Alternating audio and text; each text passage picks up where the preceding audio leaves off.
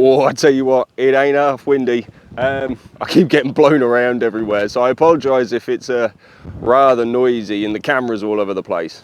Anyway, hello, welcome back to the channel. So, those of you who watched my last video, which would be the squirrels photography from Longville Woods.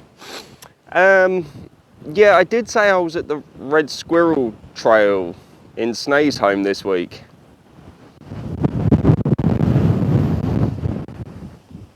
No, I'm not.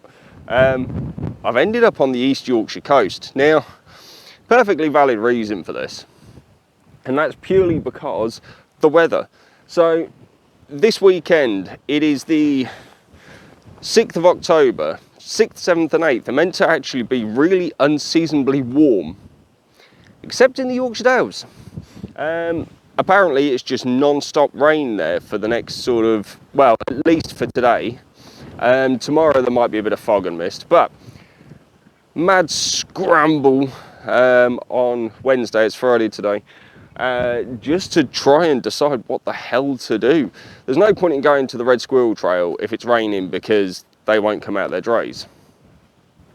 So, decided, still wanted to stick with some wildlife photography, and I've come to Bempton Cliffs. Now I know it's outside of puffin season, it's what it's quite famous for, everyone loves a good old puffin, but I wanted to practice more of my in-flight birds, and I also wanted to work on some bird portraiture as well. Something I've actually never done before. Obviously I've done the red kites from Gigrin Farm, which you will have seen from a previous one of my videos. So, what we want to look at as well today is one automatic setting that, according to many YouTubers, will help with bird photography. So let's crack on before this wind blows me into the sea.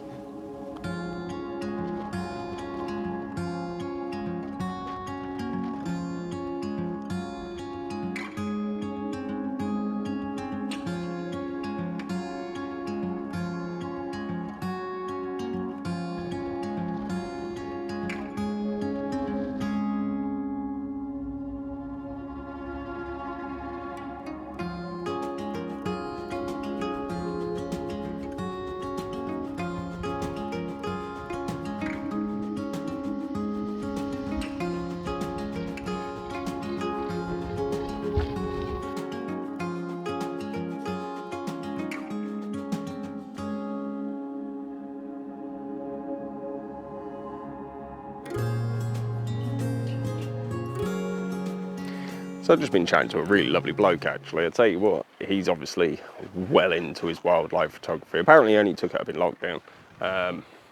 But yeah, he knew exactly what he was looking for, and fair play to him. As soon as he saw a shot and he grabbed it, he told me about it, pointed me in the right direction, and yeah, allowed me to grab the shots and stuff. So hopefully some of those have come out all right. I'll pop them up in a minute if they did. If they didn't, then you won't see it. But we'll see, we'll see. Yeah, so loads of gannets down here. You look down on the cliff behind me, yeah, you can see them all just down here.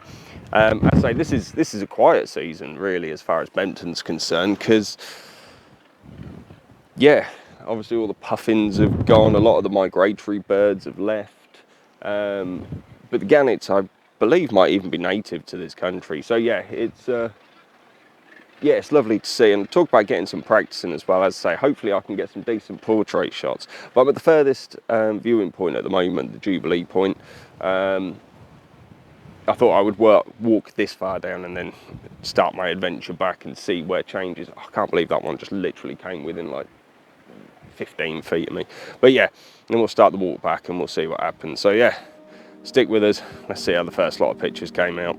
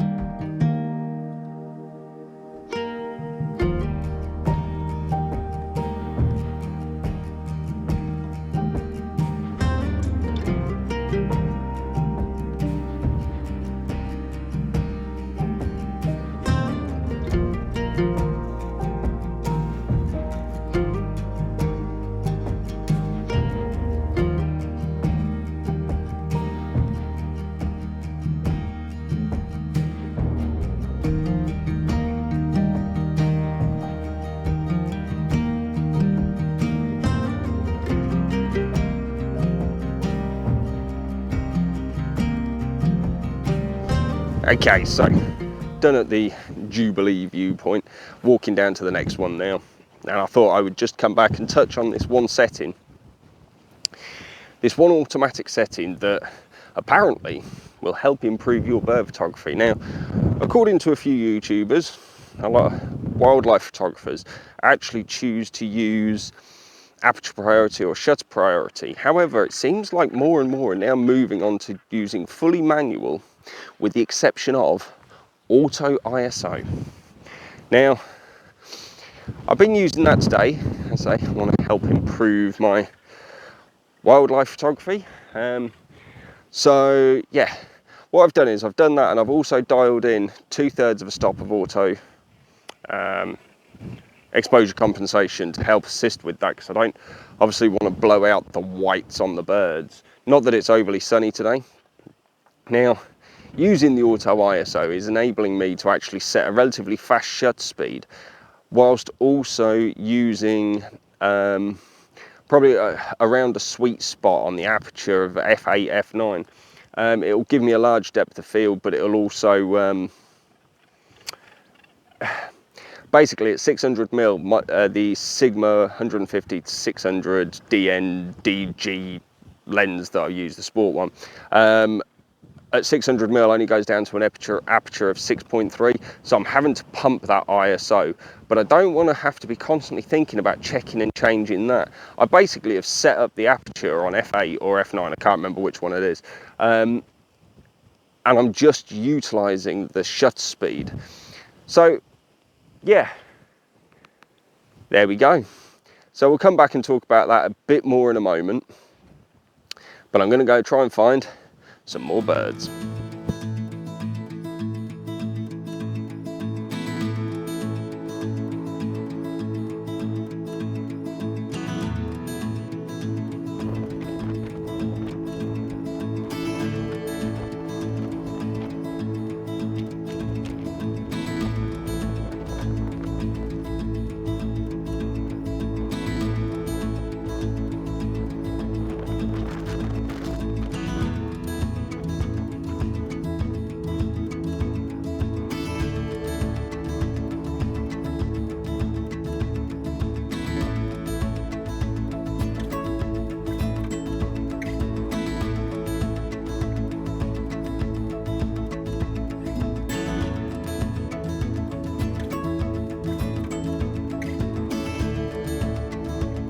Okay, that wind has got relentless now. It's causing me serious issues taking pictures. I'm trying to pan and track birds, and every time I get to a certain point, the wind blows me back round and I'm losing the actual bird in the frame, so it's become really, really difficult. So I'm gonna have to call it now. I'm gonna go veg out in the car for a bit, to be honest with you, and then go on to my last location. I was supposed to be here another night, but yeah, the camera's dancing all over the place because of this wind. So let me just hold it down a bit. Yeah, so the problem that we've got is that the wind is just getting worse overnight as well. So I'm actually going to go home because the wind is better at home than it is actually up here. Fantastic. As I say, I do want to go on to one more location. We'll see how that goes before heading back. And I'll just go out with the camera tomorrow. I want to try and capture some of the early autumnal colours, so I'm probably going to end up in a woods, knowing me. Yeah. But yeah, that's fine. So auto ISO, while I've been trying to wait for this wind to calm down, and it's actually just got worse, I went through a lot of my images as well, checking what ISO that they've actually been shot on. And realistically, they've been shot anywhere between sort of ISO of 500 up to 1600. The last shots that I've been taking have been 3200, but the majority of the ones, especially from earlier, are more at 500, 640, up to, I'd say, 1600, 1000, 1250, stuff like that. So, yeah, and that's been great. It's allowed me to maintain that high shutter speed, which is really what I wanted, and also not to risk the camera not being able to step the aperture down enough, because obviously the lens's maximum aperture at 600 mils is 6.3, so it's not like I can have the option of shooting at f4 or something like that. Plus as well, you want as much of the depth of field as possible in there as well to try and maximize the chances of getting a sharp image.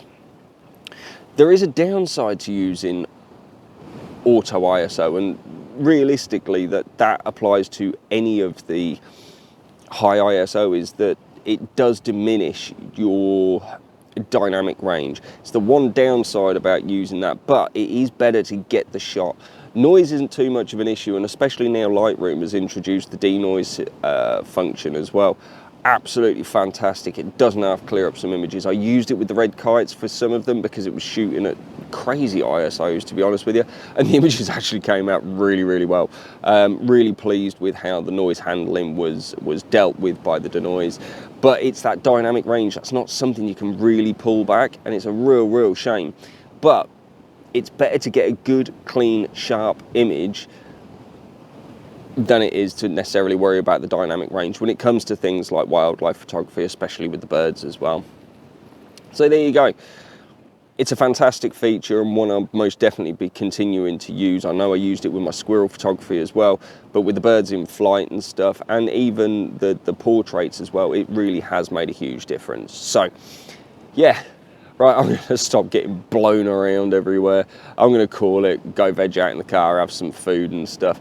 Mrs. S bought me some yum-yums to bring with me, so I'm going to go scoff a load of them. But yeah, obviously, if you've liked the video, do give us the old thumbs up. It's always nice to see. And also drop some subscribes from down the bottom as well, because obviously we have got more landscape photography coming. I have got another tour planned, but that's not until November. So weather could dictate how that one goes as well. But I do want to be getting out doing more landscapes, more wildlife, things like that. And yeah, this is my account. Take care and be safe, everyone. Peace.